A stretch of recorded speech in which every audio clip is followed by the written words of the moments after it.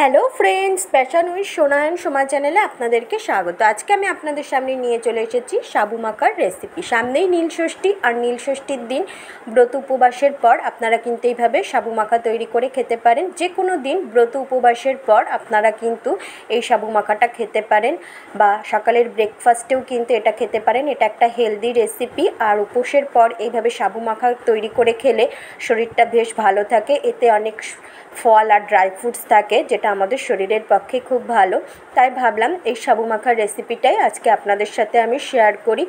ভালো লাগলে চ্যানেলটি সাবস্ক্রাইব করার অনুরোধ রইল, আর পাশে থাকা বেল নোটিফিকেশনটা অবশ্যই অন করে রাখবেন। তাহলে যখনই কোনো নতুন ব্লগ বা রেসিপি দেবো তার নোটিফিকেশন সকলের আগে আপনাদের কাছে পৌঁছে যাবে। তো চলুন দেখি আমি কিভাবে নীলষষ্ঠী স্পেশাল এই সাবু মাখাটা তৈরি করেছি। সাবু মাখা তৈরি করতে আমাদের লাগবে সাবু। আমি এখানে আমার পরিমাণ মতো সাবু নিয়েছি। এখানে 1 কাপ সাবু আছে। সাবুকে আমি খুব ভালো করে ধুয়ে তারপরে আমি 3 টেবিল চামচ জল দিয়ে ভালো করে ভিজিয়ে রেখে দিয়েছিলাম আধ ঘন্টার মতো। এখানে আমি ছোটো দানার সাবু নিয়েছি। ছোটো দানার সাবু নিলে খুব তাড়াতাড়ি ভিজে নরম হয়ে যায়। দেখুন আমার সাবুটা কিন্তু নরম হয়ে গেছে। আমি আধ ঘন্টার মতো 3 টেবিল চামচ জল দিয়ে ভিজিয়ে রেখে দিয়েছিলাম। সাবুগুলো জলগুলো খুব ভালো করে সোক করে ফুলে গেছে। আর লাগবে কাঁঠালি কলা। এখানে আমি 2টো কলা নিয়েছি। সাবুর পরিমাণ বুঝে কলা নেবেন।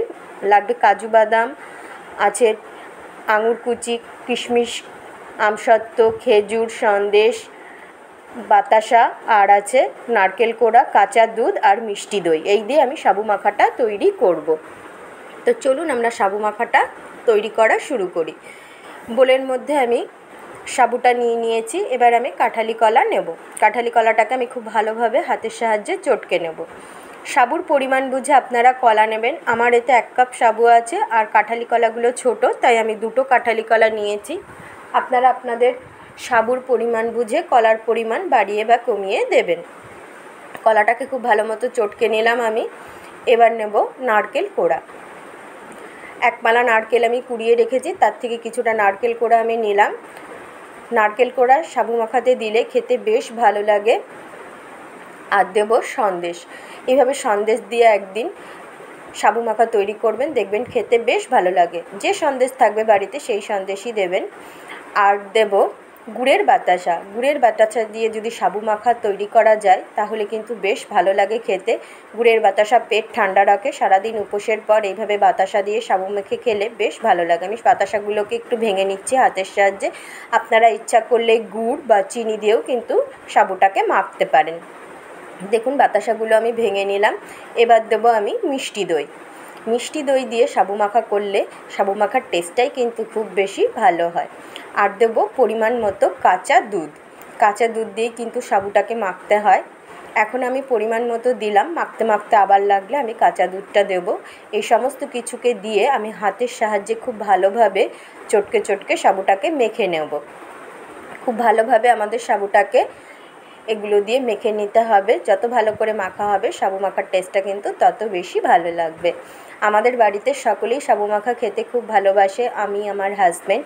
আপনাদের বাড়িতে কে কে সাবু মাখা খেতে ভালোবাসে বা আপনার কেমন লাগে সেটা কিন্তু অবশ্যই আমাকে কমেন্ট বক্সে কমেন্ট করে জানাবেন। দেখুন আমি খুব ভালোভাবে চটকে চটকে সাবুটাকে মেখে নিচ্ছি। সমস্ত কিছু দিয়ে আমি মেখে নিলাম। এটা কিন্তু একটা হেলদি ব্রেকফাস্টও হতে পারে। ব্রেকফাস্টের সময়ও কিন্তু আপনারা এইভাবে সমস্ত ফল দিয়ে সাবুটাকে মেখে খাবেন, দেখবেন পেটটা অনেকক্ষণ পর্যন্ত ভরা থাকে, আর শরীরের পক্ষে কিন্তু সাবু খুবই ভালো। দেখুন আমি সমস্ত কিছু দিয়ে মেখে নিয়েছি। আমার আরেকটু দুধ লাগবে, তাই আমি আরেকটু কাঁচা দুধ দিয়ে দিচ্ছি। দিয়ে আবার একটুখানি সাবুটাকে মেখে নিচ্ছি। খুব ভালোভাবে আমি একটু মেখে নিলাম। ব্রত উপবাসের পর এইভাবে সাবু মাখা করলে খেতে বেশ ভালো লাগে। এবার আমি দিয়ে দিচ্ছি খেজুর কুচি। খেজুরের বীজগুলোকে আমি বের করে দিয়ে একটু লম্বা করে কুচিয়ে রেখেছিলাম। তারপর দিলাম কিশমিশ, আমসত্ত্ব মুখে পড়লে বেশ ভালো লাগবে। দিলাম আঙুরকে আমি ছোট ছোট টুকরো করে কেটে নিয়েছি। আমি আমার পছন্দের মতো ফলটা দিয়েছি, আপনারা আপনাদের পছন্দের মতো ফল দিতে পারেন, কলা, শসা। আর দিলাম কাজু বাদাম। দিয়ে সমস্ত কিছুকে খুব ভালোভাবে একটু মেখে নিচ্ছি। আপনারা যে যে ফল খেতে ভালোবাসেন সেই ফলগুলো এতে দিতে পারেন। শসা কুচি, আপেল কুচি, বেদানা, কিন্তু ফলগুলোকে একটু ছোট করে কেটে দেবেন, তাহলে খেতে বেশ ভালো লাগবে যখন মুখে পড়বে এগুলো। আমার সমস্ত কিছু দিয়ে সাবুটাকে মেখে নেওয়া হয়ে গেলে এবার সাবু মাখাটাকে আমি একটু ডেকোরেশন করে দেবো।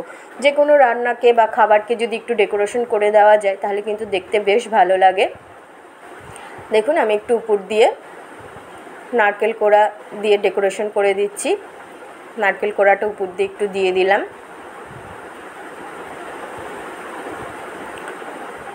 এবার দিয়ে দেবো আঙুরের টুকরোগুলো দিয়ে একটু ডেকোরেশন করে দিচ্ছি। এইভাবে ডেকোরেশন করে দিলে সাবু মাখাটা দেখতেও বেশ ভালো লাগবে, কালারফুলও লাগবে আর খেতেও বেশ ভালো লাগবে। তারপরে আমি কাজু বাদামগুলো দিয়ে একটু ডেকোরেশন করে দিচ্ছি। যে কোনো খাবার দেখবেন একটু ডেকোরেশন করে দিলে দেখতে ভালো লাগলে খেতেও বেশ ভালো লাগে, মনটাও তখন ভরে যায়। এবার আমি কিশমিশগুলো দিয়ে একটু ডেকোরেশন করে দিলাম। তারপর আমি খেজুরগুলো দিয়ে একটু ডেকোরেশন করে দিচ্ছি। আপনারা আপনাদের পছন্দের মতো ফল বা ড্রাই ফ্রুটস দিয়ে সাবু মাখাটাকে ডেকোরেশন করে দিতে পারেন। আর লাস্টে আমি একটু আমসত্ত্ব দিয়ে দিচ্ছি, আমসত্ত্ব দিয়েও আমি ডেকোরেশন করে দিলাম। দেখুন কি সুন্দর লাগছে কিন্তু সাবু মাখাটাকে দেখতে, দেখেই কিন্তু লোভনীয় লাগছে। আমার সাবু মাখা কিন্তু তৈরি হয়ে গেছে। আমি সাবু মাখাটাকে সার্ভ করে দিয়েছি। আশা করি আমার এই সাবু মাখার রেসিপিটা আপনাদের ভালো লেগেছে। ভালো লেগে থাকলে পরিচিতদের মধ্যে রেসিপিটি প্রচুর শেয়ার করার অনুরোধ রইল। আর আমার চ্যানেলটি সাবস্ক্রাইব করে আমার সাথে থাকবেন। সবাই ভালো থাকবেন, সুস্থ থাকবেন, আনন্দে থাকবেন। আগামী দিনে আরেকটি রেসিপি অথবা ব্লগ নিয়ে খুব তাড়াতাড়ি আমি আপনাদের সামনে চলে আসব।